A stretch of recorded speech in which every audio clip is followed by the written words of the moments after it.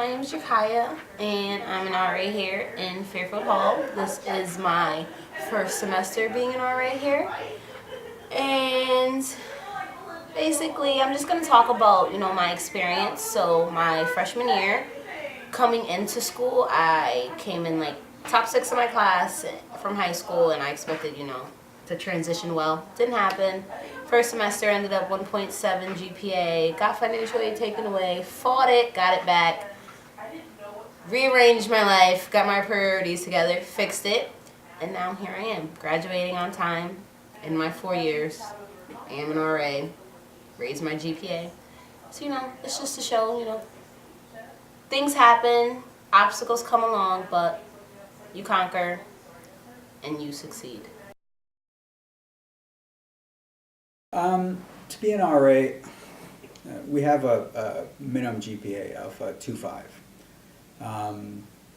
But being an RA, it's more than the GPA. We have the GPA there to as a benchmark to make sure that students realize that at the end of the day, they're here for their education. They're here to earn that degree. And some staff members will have a hard time that first year, first semester being an RA, so we set a bar so that if something should happen that first semester, they can recover. The other part of it is just being able to maintain SAP, satisfactory academic progress. That's at a minimum for us 12 credits a semester. We don't want students or staff members who fall below that because it does a disservice to them in the long run. Because if you're not taking a minimum of 12 credits, you're not even going to graduate in 5 years. Technically, students should be taking 15 credits if they want to graduate in 4 years. We do 12 because that first semester of being an RA can be rather difficult for some students. So we set those minimum criteria. To be an ARM, it's a little bit higher than that. I think it's a 3.2. I went blank on that for a second. So let me reset it. To be an ARM, you have to have a 3.2 to be successful at it. And same criteria is about semesters responding to a certain number of GPAs. Not GPA, but credits as you go along, SAP. Aspect, like what's your opinion of how RA should be a role model?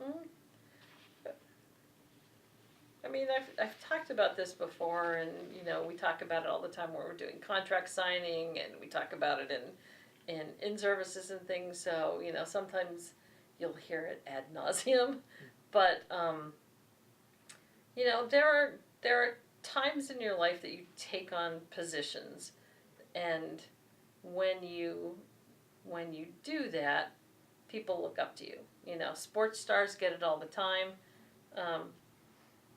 People expect certain behavior from them because they see them as role models. If you're a superstar, people expect some kind of behavior. So it's always, wickedly crazy if one of those people does something that's not right. Yeah. Somebody gets picked up for drunk driving, or shoots their girlfriend, or those kinds of things. It goes outside of the expectations we set for people in that role, and I think the RAs and ARMS job is just the same, but I think in a lot of ways you guys have it tougher. You're working and living with the people that you're serving. Sports star goes back to his mansion and does whatever he wants, and most of the time we don't know about it. With RAs and ARMS and RDs even in particular, you're right there with those people every day, and and people bring different expectations of what that means, but I think everyone brings to it, this is a person who the university has given some authority to and has some expectations for what they want them to be doing to help students get through school well. And so, because of that, we place a great deal of trust in you to be examples to people. Now, does that mean we expect people to be perfect? No. You know, but we expect you to start using your brains, you know, and so it's about trying to find ways, you know, and we always think of role modeling as not breaking the rules kinds of things, and that's a big part of it, you know. If we have, you know, alcohol policies that say if you're under 21, you can't drink in the residence halls because it's against the law and it's against our policy, then I don't expect people to do that. That's hard. You know, I was a student too, and now that we know how old I was, you know, when I was in school, the drinking age was different. So my stories are going to be different than yours because I could legally drink at the age of 18. That was in the transitional stage when I was in school. Fortunately, it kind of followed me along. They, you know, when I turned 19, they upped it to 19. When I turned 19, they upped it to 20 in Ohio anyway. And so, you know, it kind of followed me through school. But you try to follow what the law is, and what our policies are. But it goes beyond that, for me anyways, because I think role modeling is also about role modeling being a good student. So I want people to, you know, see you going to class. I want people to see you studying. I want people to see you being kind to other people. If you see trash on the ground as you're walking past, that you pick it up. I mean, every day when I walk out to go to the bathroom here in Newberry, there's a sign or something that's fallen off the wall, you know. So rather than just let it lie on the floor, I try to pick it up. And if it's something that's still, you know, timely, I stick it back up on the wall because, you know, we've had issues with our tape. If it's something that's gone and done, then I toss it in the garbage can. So it's not just following the rules, although that's a big part of it, but it's also, you know, finding those subtle ways to be the kind of person that you want the people around you to be.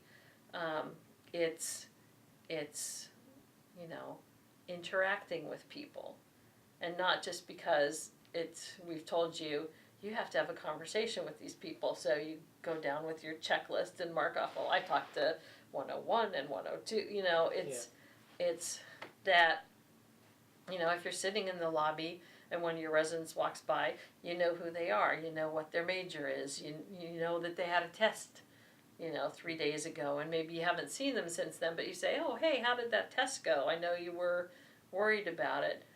To me, those are all role modeling kinds of things.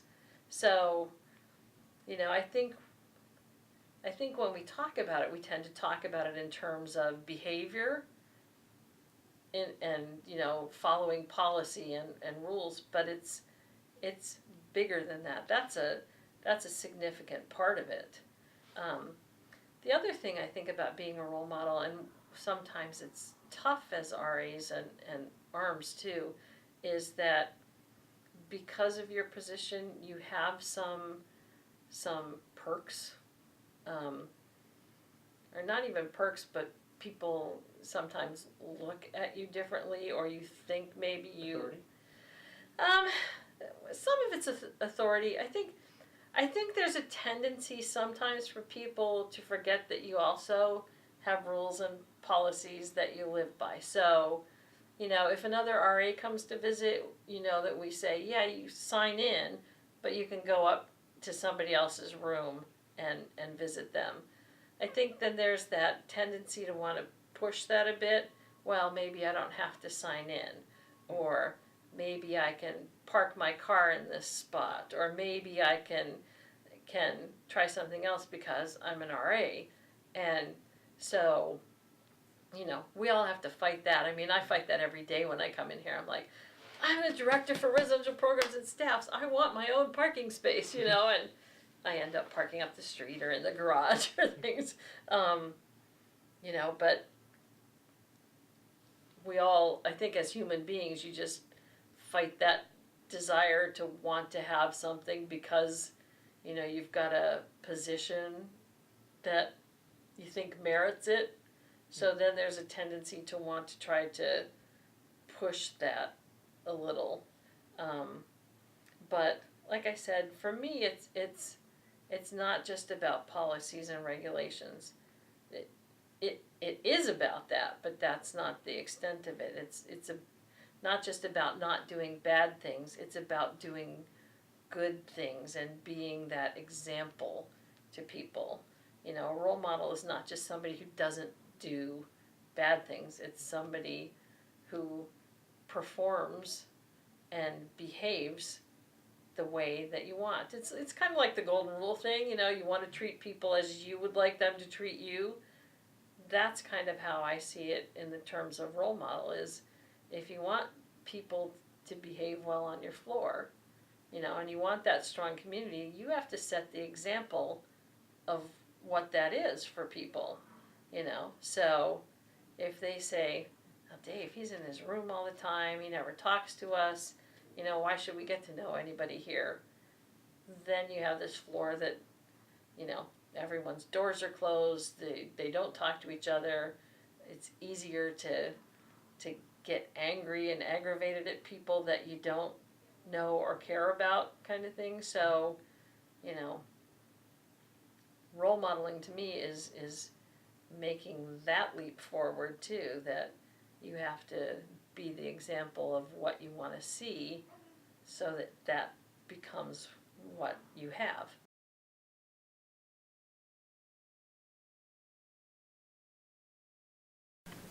Well, being an RA, it's a major responsibility. All of a sudden, you're hired and you're in charge of a floor. And when you're on duty, you're in charge of a building, and it can be a drastic change for some folks. I think sometimes RAs can let the position get to them in a negative fashion. And a good example of that was a couple of years ago over winter break when we hired staff to work for the break. And in that situation, we had a number of RAs that were working for the winter, and some of our continuing RAs who were not working but expected to come back for the spring decided to engage in a number of parties involving alcohol.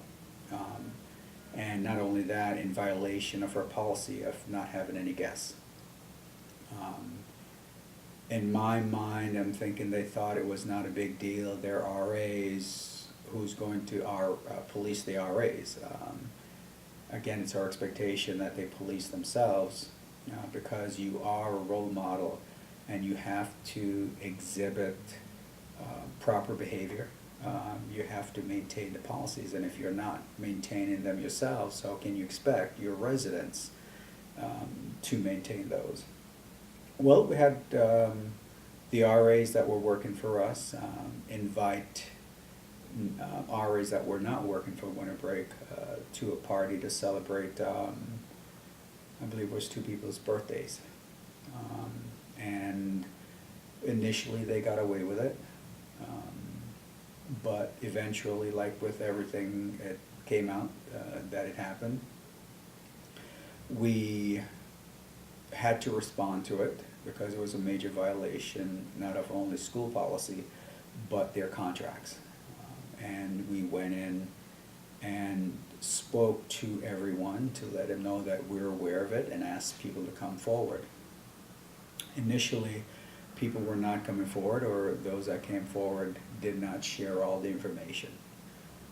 Initially, we heard about one party, and then through the investigation, we discovered that there was a second one. And we discovered, as much as we said to the folks that came forward, tell us the truth.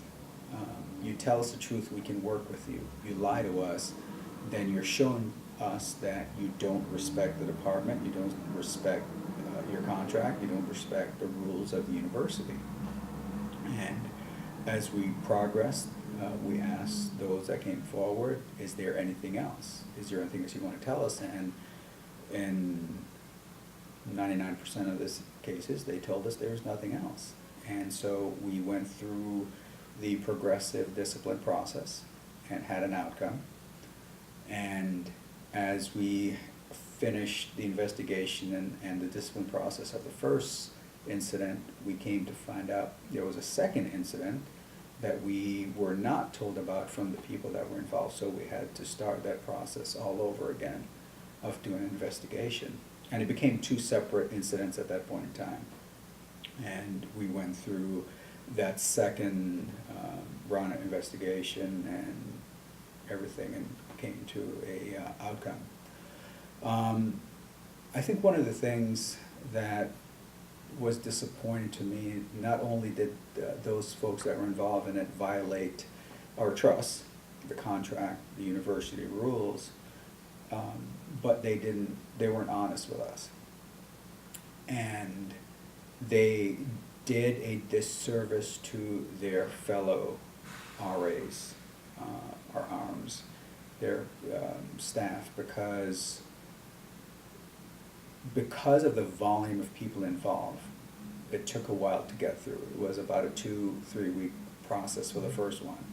And when you add in the second one with the same number of people, it put those staffs that were involved at a disadvantage because all of a sudden we couldn't hire new people to fill their positions, so they remain in staff. And some of these staffs were impacted with 2, 3, 4 people. So it meant that all the others had to take up the slack for those involved because they were suspended from their duties until the investigation was over. So you had RAs who were filling in desk duty, you had RAs who were filling for desk shift at night, weekends. So it put a lot of stress and strain on those staff members.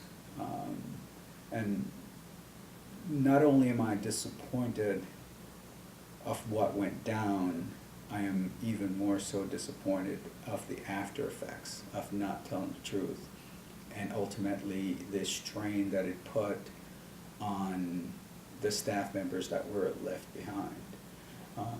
I know that for some of the staff it seemed like the department was being extra tough. Some of the words I heard, was a clean version of what I heard. But at the same time, in the long run, I hope they understand or understood that we had to protect the integrity of the staff. Because if it came across that we had staff members that were engaging in this behavior, not only with other staff members, but with non-staff members, it made the entire department look bad. It made the entire RA staff look bad and put them in an awkward situation. Because once a semester started, if, using you as an example, if you were involved in that and you went to document someone and that person was aware of what went down, would be easy for them to say, well, you did this over winter break, why are you documenting me? And it snowballs from there of them saying, hey, maybe you should cut me a break here for what you did, or else I'm going to report you. And it puts you in a bind. If it wasn't you that responded, but another staff member that responded, and that resident is now saying, well, I know another RA who engaged in this inappropriate behavior, why should I get documented? It puts that staff member in an awkward situation now of having to then turn around and say, either I'm going to let this person off, or now I have to go report this to my RD, and then it puts a strain on those relationships. So it was not something that I enjoyed. It was not something that the entire department enjoyed going through. But it's something that we went through, it's something that we learned from. It's something that I'm hoping that the RAs who have since followed learn from. And as we go forward, we will continue to keep that in the back of our minds, but not dwell on it. As an outcome of it, we had to let a bunch of staff members go. But at the same time, I want for it to be clear that we're not a department that holds a grudge, in a sense. We realize that everyone makes a mistake, and at the end of the day, for us, is have you learned from that mistake? Recently, someone who was involved in that process was rehired by the department. We had a sit down with them and tried to figure out what they've learned, and they were able to articulate for us what they learned from that process and how they can be used and as an example of what not to do. And so we gave them another opportunity to come back to the staff, because again, you made a mistake, but what have you learned from it? Everyone can overcome something. It would be wrong of us to say we're all about developing students, developing the next generation, if we're not willing to then look and say, should this person be given an opportunity after they've learned from a bad mistake?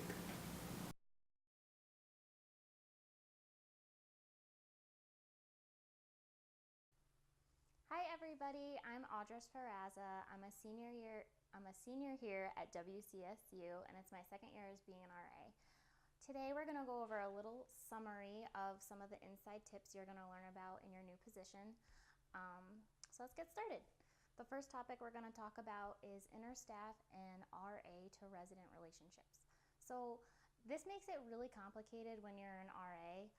Because love happens when it happens. It's out of our control. You'll never know who you're going to meet.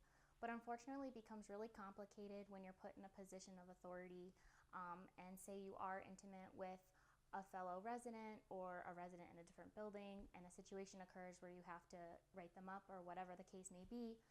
It puts you in a really bad spot because you guys are together. So I recommend to just keep that out of housing. It makes it easier, it keeps your personal business personal, and you don't really have to worry about it getting out to the wrong people. Along with that, drama. Drama is something, unfortunately, that you're going to encounter no matter where you are. Your workplace in the future, college, high school, wherever it may be. Unfortunately, people like to talk about other people when it's none of their business. So I know it's hard to do, but trying to be like the bigger person and really doing what you can to just try to ignore what people say and, stick to your own stuff is the best you can do for yourself. It makes things less complicated, and you'll feel better about yourself if you do. So next, we're going to talk about confidentiality.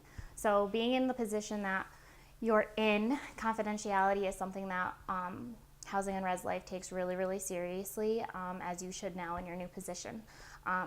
Personal information is something that you're going to see of not only your coworkers, fellow faculty, but the residents that are in your building, as well as their guests, along with people in other buildings. So whether you're working the desk on Midtown or West Side, it's the same sign-in system in Unimatrix. That is where you have access to a lot of the residents' information as far as their address, their name, their age, things like that are going to help you assist in the future with writing IR should you have to or anything like that. The biggest thing I could say, I guess, for confidentiality is don't talk about scenarios, incidents, anything with other staff members that weren't involved just because they're fellow RAs. Even though you may want to vent about the situation or you need an opinion, since it didn't involve them directly, they don't need to know about it. And that also goes along with other RDs. Really just keep that information should you have to talk about it with judicial affairs if it gets that far, with the people it needs to stay with. Don't be spreading rumors about it just because you may not like the resident involved or anything like that. Just really keep. So the last bit to confidentiality that I can give to you is basically do not talk about scenarios or situations that have happened, whether it be in the past, recently, with your fellow staff or residents. If you really need to talk to someone, utilize the resources on campus like the counseling center, as well as your RD, and they'd be happy to help you. So I'm not going to talk too much about the next topic, which is interpersonal violence, because you're going to learn a little bit about that later on. But there is a form you fill out.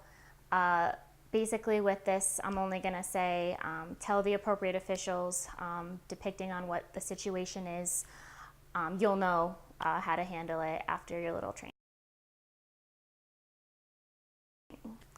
So moving on to access. So being an RA, we do have access to the key boxes, whether it'd be on Midtown or West Side, depending on what building you're in. We basically only use that master key for when we have a lockout, and sometimes in the summer, like when you're just getting back and you need to be let into rooms, if your RD hasn't given you access for that time being on your WestCon ID. So basically, the responsibilities that come with that is obviously you have access at any point in time to enter the lockbox and grab the key and go do your lockout. Don't abuse that privilege. Don't go into a fellow staff member's room when they're not there and try to prank them. Don't go into a resident that you're very familiar with's room. It's a big security issue, as well as privacy. You know, it's a big responsibility to have a key that gets into every single door in your building. But being in the position that you were chosen for, they trust that you won't abuse that. And basically that's it. Make sure that when you do, anytime you do take out the master, that there's a record of it. And if you're taking it out frivolously, there will be consequences for that. Next, we're going to talk about trainings and in-services. So for trainings, there's 2 trainings you're going to go through. One in the summer that lasts about 2 weeks, and then one in the winter that lasts about a week right after you get back from winter break. So I'm going to talk about the opening procedures first, so that's gearing towards more summer training, and then we'll talk a little bit about winter training later on. So as far as opening goes, for the fall, training is really about getting the basics about your position down. So filling out RIFs, how to respond to situations, how to deal with staff problems, anything of that nature. You really get a really deep, comprehensive look over 2 weeks of what it really means to be in this position and what you can expect from yourself, from your staff members, from the RDs, and things like that. So as far as opening goes, the first 2 weeks in that summer when you're here for training, you're getting a lot of stuff done. You're prepping the building, meaning you're getting your door decks all set for your incoming residents. You're doing your bulletin boards. Your RD will probably have you have your first 2 programs filled out in Unimatrix, ready to go, because you do have to put on 2 programs within the first 2 weeks, I think. That could be wrong, but I think it's 2 weeks. Yeah, generally. Yeah. So with that, in opening, you have to do inventory of your building. So each of you are going to be assigned a section in your building, depending on where you are. And inventory includes taking account for any furniture in the room, any damages that are in the room. That way the RD knows how to properly build the incoming residents for that room, and things like that. So inventory does take a little long, I'm not gonna lie, but once you get in the groove of it and used to it, it's pretty straightforward. So with inventory, you have to fill out RIFs, which are room inventory forms. You'll learn a little bit more about this, so I won't go into too much detail, but basically a RIF is a sheet with all the listings of the different furniture that are in the room, and you just look at all that stuff and you just see if it's in good condition, poor condition, things like that.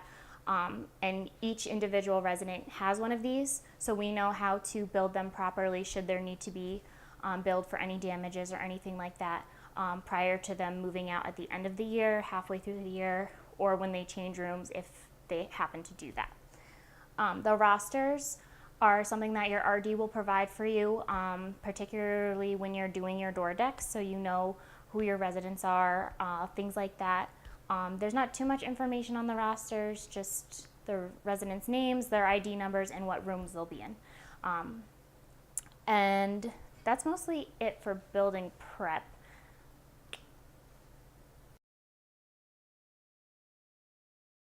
So now that we talked a little bit about opening, I'm going to talk a little bit about the closing procedures as well for the fall and spring. So closing for winter break is pretty simple. Basically, you go through any risks of residents that are moving out for good, or residents that have done last minute room switches or anything like that. They do have to sign a roster, so we know that they're officially gone for the winter if they don't choose to stay, which is a separate piece of paperwork that they'd have to fill out, because their access will automatically be relieved once the building's closed officially for break.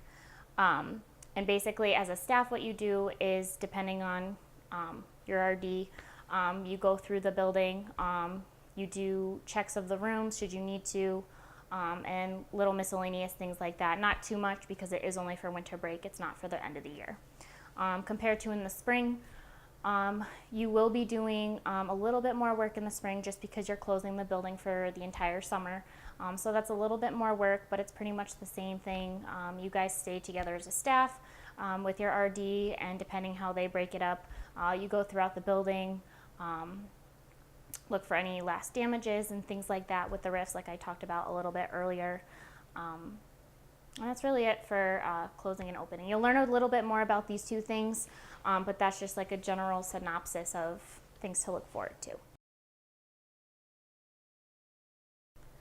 Now we're going to talk about some important dates. The first one's going to be homecoming. So homecoming is always the third week of October, and you're mandated to stay on campus. Depending how your staff works out, how you break up, who's on duty and whatnot, will all be determined when you guys go through some staff meetings and things like that.